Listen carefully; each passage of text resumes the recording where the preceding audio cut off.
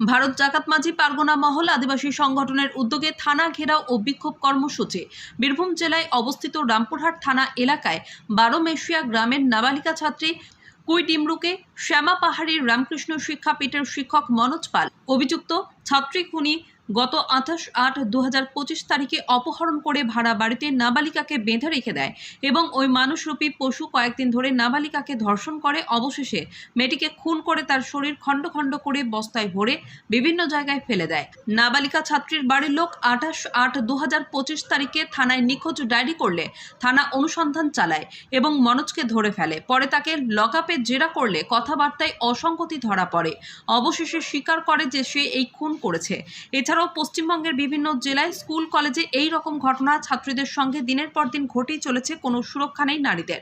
শিক্ষক মনোজ পালের বিরুদ্ধে বিভিন্ন ধারায় মামলা রুজু করা হয়। এই জঘন্য হত্যাকারীকে ফাঁসির সাজার দাবিতে আজ পূর্ব বর্ধমানের ভাতার থানা ঘেরাও কর্মসূচি পালন করা হয়। ভারত জাকাত মাঝি পারগনা মহল সংগঠনের উদ্যোগে ভাতার থানা ঘেরাও ও বিক্ষোভ কর্মসূচি পালন করা হয়। 500 জনের মতো প্রতিবাদী আদিবাসী সম্প্রদায়ের মানুষ থানার সামনে প্রচণ্ড বিক্ষোভ দেখায় এবং রাস্তা অবরোধ করে তীর ধনুক নিয়ে বসে পড়ে। পুলিশের সঙ্গে ব্যাপক ধস্তাধস্তি শুরু হয়ে যায়।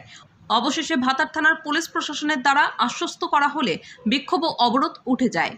ভাতার থেকে সঞ্জয় মণ্ডলের রিপোর্ট, সোজা কথা নিউজ, পূর্ব বর্ধমান।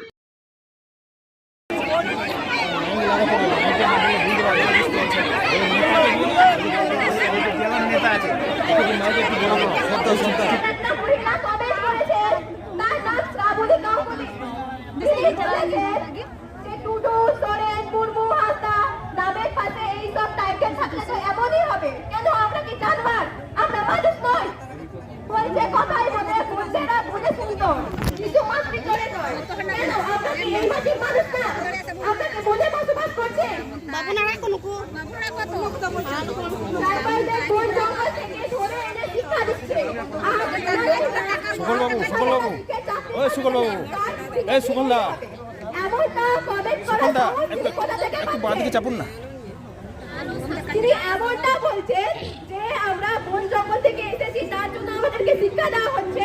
তার পরিণতি কি যে একটা সপ্তম শ্রেণীর মেয়েকে রেপ করে তাকে ছুঁড়ে ফেলে দেওয়া হচ্ছে কেটে কেটে। তাহলে এটা কি তার সঙ্গে অন্যায় করা হচ্ছে না? বলুন আপনারা। তার জন্য মনোজ পালের ফাঁসি চাই, ফাঁসি চাই, ফাঁসি চাই, ফাঁসি চাই। আর বাবুরি গাঙ্গুলির মতো মহিলাদেরকে আমি বলতে চাই যে আপনি একজন মহিলা হয়ে আর একটা ছোট্ট বাচ্চা মেয়ের সম্মানের উপরে কি করে এই কমেন্টটা করতে পারেন? যার জন্য আমরা জবাব চাই, তার কাছ থেকে জবাব চাই। কমেন্টের উত্তরে আপনি আপনার উত্তরটা লিখে দেবেন যে আপনার কি এটা করা ঠিক হয়েছে। আপনার কি কোনো মেয়ে বা বোন নেই?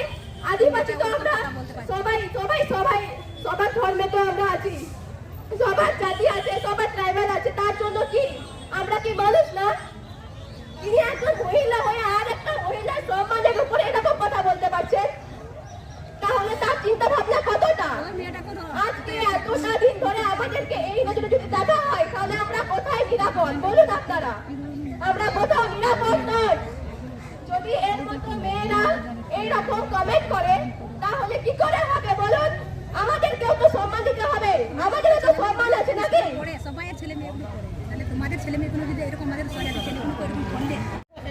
তাকে যৌন নির্যাতনটা কি ঠিক? আপনি বলুন, যারা নির্যাতন করলো তাদেরকে সেফ জোন করা পুলিশ ডিপার্টমেন্টেরকে ঠিক? আপনি অল্প দুটো ধাক্কা খেলেন, শুকন হাসদা জেলা কমিটির মেম্বারকে বলে দিচ্ছেন এটা ঠিক হচ্ছে না। আপনি আদিবাসী সাঁওতালদের মনের দুঃখ কথা জানলেন না। আপনি জানেন আমাদের জেলা পারগানা ওখানে বসে আছে, আদিবাসী সাঁওতাল সমাজে আমরা দায়িত্ব নিয়েছি।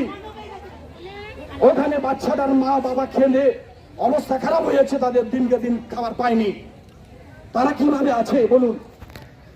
আপনারা প্রোটেকশন দিতে পারছেন না বলে আজকে আপনার ছোট্ট একটা গায়ে কি একটা ধাক্কা পড়ে গেল, আপনার গায়ে লেগে গেল। আমাদের গায়ে লাগে না?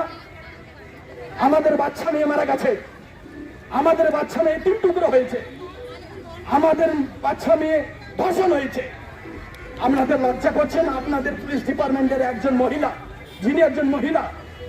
যিনি তদন্তকারী অফিসার ছিলেন, তিনি কিছুই পেলেন না। রাজনৈতিক চামচাগিরি করে আজকে ওই মেয়েটা শুধু আদিবাসী বলে উনি চোখ বুঝে বন্ধ করে চলে এলেন।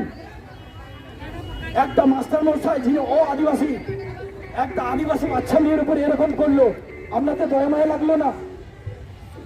এখানে সিনিয়র অফিসার আছেন, অল্প একটু ধাক্কা দিয়ে বলে না এটা অন্যায় হয়েছে। আপনি বলুন আদিবাসীদের উপর এটা অন্যায় হয়নি? আপনি বলুন ওসি সাহেব এটা অন্যায় হয়েছে কিনা? তাহলে বলুন সাঁওতালরা বসে থাকবে? সাঁওতালরা বসে বসে থাকবে?